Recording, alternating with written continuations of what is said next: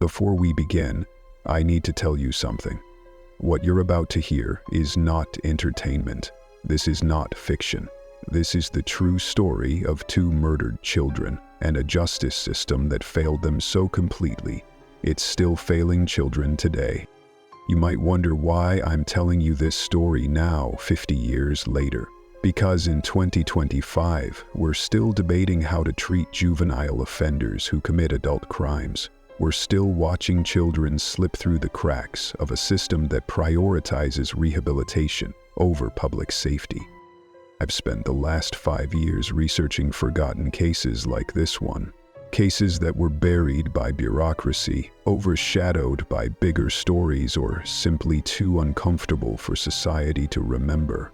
And what I've found is that these forgotten cases, they're the ones that teach us the most about who we really are.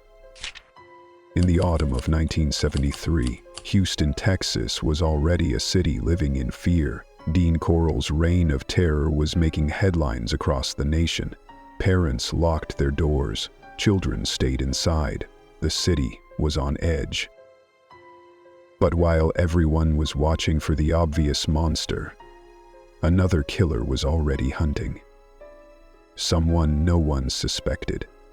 Someone who would prove that evil doesn't always look like what we expect. I'm about to tell you about the Elliott brothers case, and I need to warn you. This story will change how you see your neighborhood, how you see justice, and how you see the thin line between childhood innocence and unspeakable evil. To understand this case, you have to understand Houston in 1973. The city was in the grip of terror. Dean Corll had been killing young men and boys for years, and the full scope of his crimes was just beginning to emerge. Parents were terrified, children were kept on tight leashes. The normal freedoms of childhood, riding bikes, playing in the neighborhood, walking to the corner store, these had become dangerous luxuries. But life had to go on. Families still needed to survive, and sometimes that meant letting your guard down, just a little. The Elliott family lived in a modest neighborhood. Martin and Betty Elliott were raising their children in what should have been a safe, working-class community. They had rules, like every family did in those days. Stay close to home. Don't talk to strangers. Come back before dark. Their son Ronald was 12 years old. He wasn't the type of kid to cause trouble. He was quiet, responsible. He helped support the family in small ways, collecting discarded soda bottles from the neighborhood to return for the deposit money, a few cents here and there that could help buy groceries. It was an innocent way for a child to contribute, walking through familiar streets, looking for bottles that people had thrown away. What could be safer than that? But someone was watching Ronald, someone who had been watching for a while, someone who was planning something that would destroy not just one family, but an entire community's sense of safety.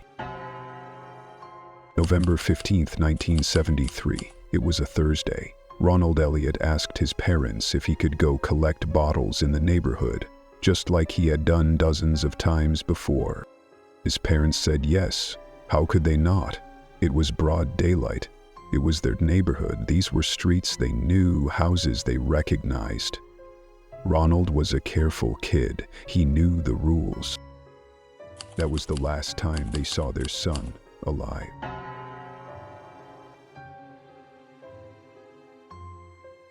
When Ronald didn't come home for dinner, the Elliott family began to worry. This wasn't like him. He was punctual, reliable. He always came home when he was supposed to. They started looking. They walked the streets, calling his name.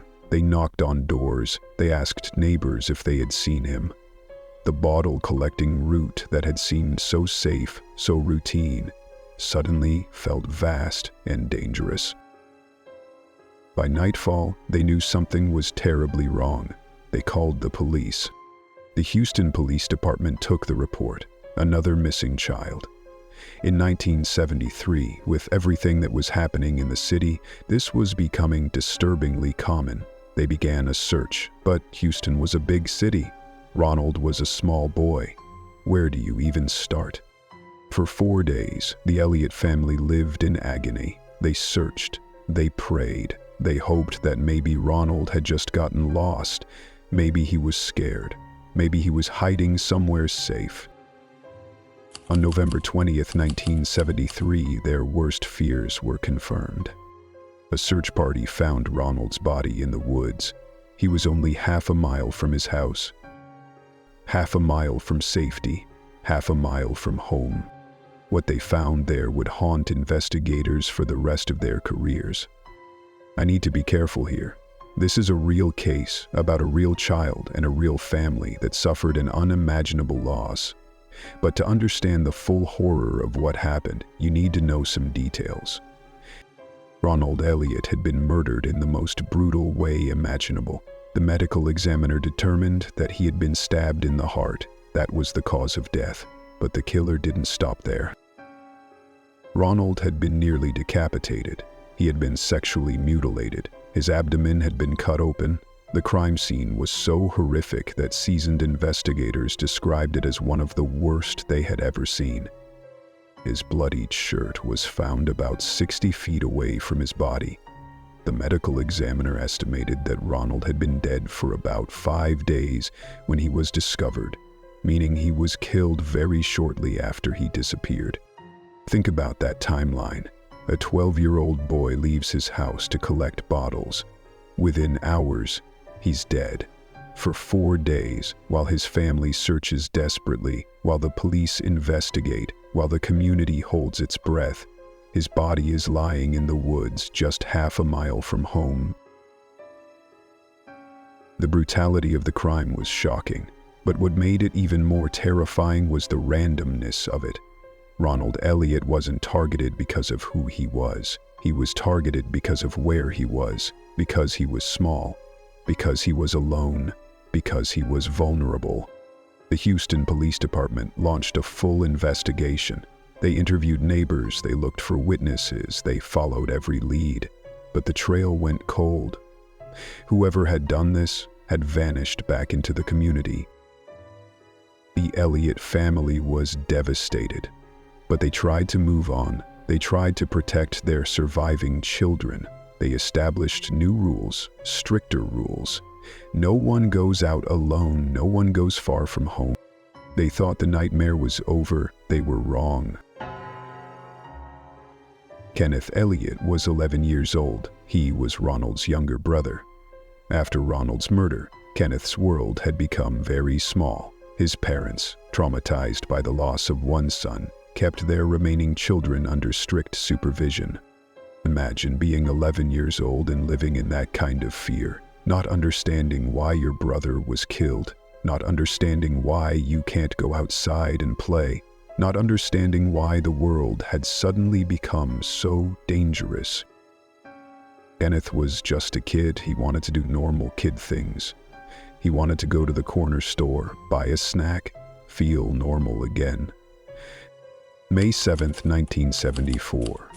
Nearly 6 months after Ronald's murder, Kenneth approached his older brother Walter with a simple request. He wanted to go to the neighborhood store to buy some snacks. Just a quick trip. Just to feel like a regular kid again. Walter said no, the family rules were clear. No one goes out alone. It's too dangerous. Stay home. But Kenneth was 11. He was tired of being afraid. He was tired of being trapped. When no one was looking, he snuck out of the house. Kenneth walked to Martha Stewart's store in the neighborhood. She was the owner, and she knew the Elliott family. She sold him a soft drink. She was the last person to see Kenneth Elliott alive. When Ken didn't come home, the Elliott family knew immediately that something was wrong. Not again, please, not again. This time they didn't wait. They called the police immediately. They organized search parties. The community came together. Everyone knew what had happened to Ronald. Everyone feared the worst. The next day, May 8, 1974, a search party including sheriff's deputies on horseback found Kenneth's clothing. Following the trail deeper into the woods, they made a discovery that would traumatize them for life. Kenneth Elliott's body was found in the same wooded area where Ronald had been discovered. He was about a quarter-mile from where his brother had been found.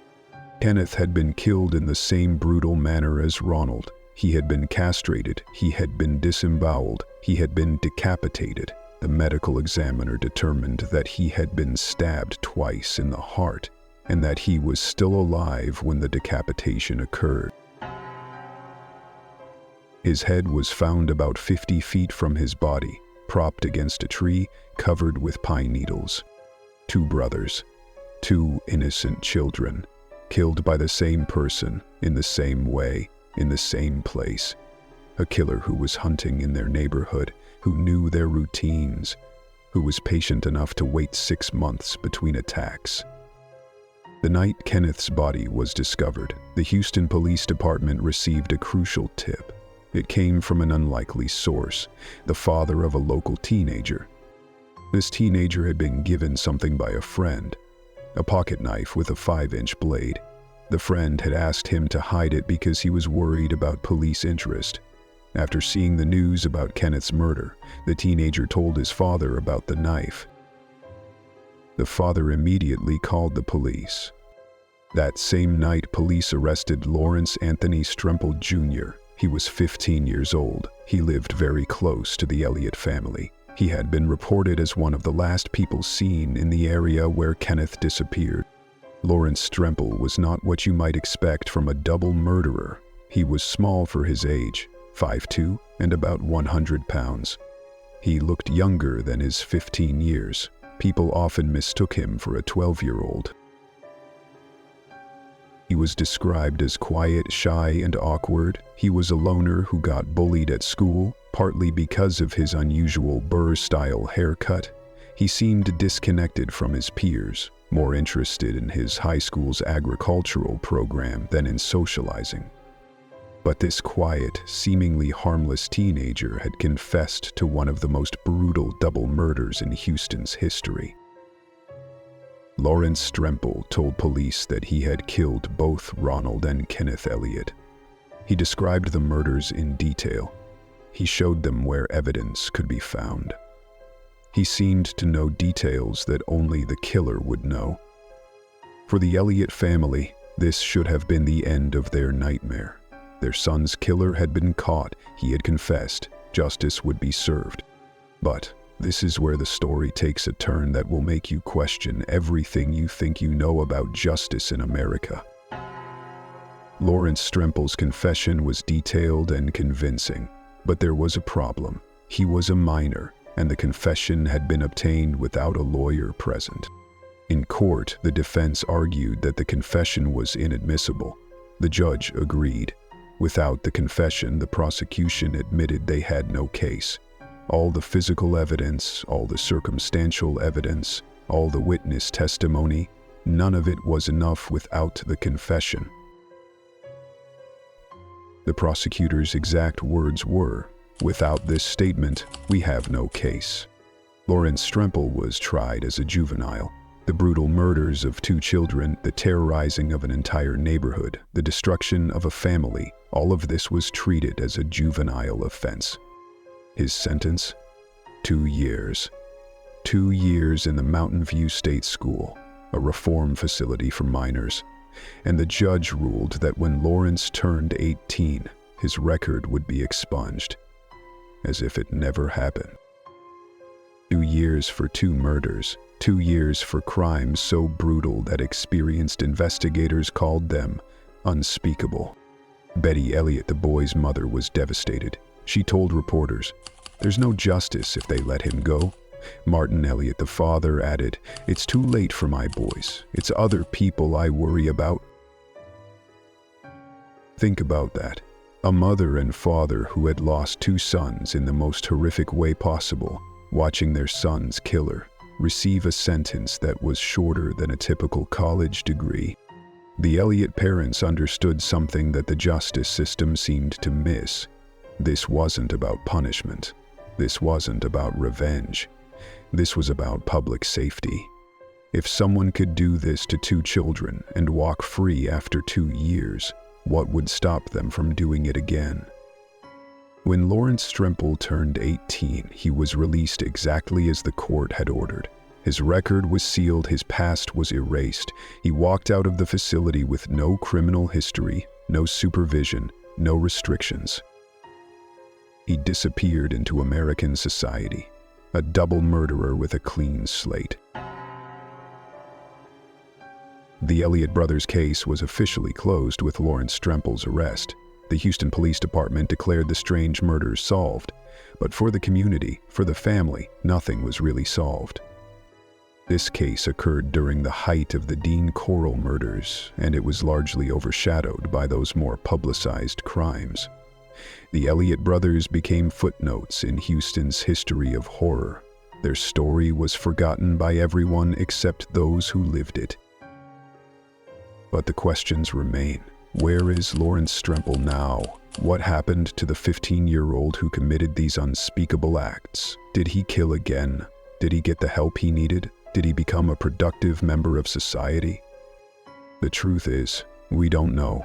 His identity was protected. His records were sealed. He could be anywhere. He could be anyone. Your neighbor, your coworker, the person who bags your groceries, the quiet man who lives down the street. The Elliott brothers' case raises uncomfortable questions about our justice system, about how we treat juvenile offenders, about whether someone who commits such brutal crimes can ever truly be rehabilitated.